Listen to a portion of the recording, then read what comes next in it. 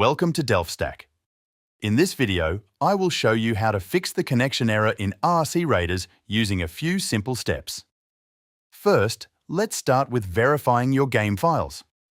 Sometimes, missing or corrupted files can cause connection issues. Open Steam and go to your library. Find ARC Raiders in the list. Right-click on it and select Properties. Then go to Installed Files and click on Verify Integrity of Game Files. Steam will scan and fix any broken or missing files automatically. This process may take a few minutes, so let it finish completely. Next, we will change your DNS settings.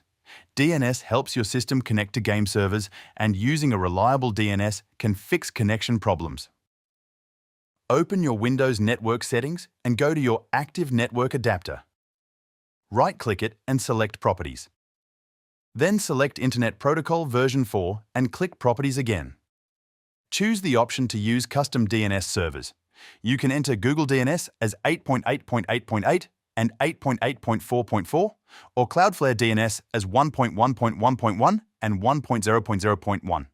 Click OK and save the changes. Finally, we will flush your DNS cache. This clears old or incorrect network data.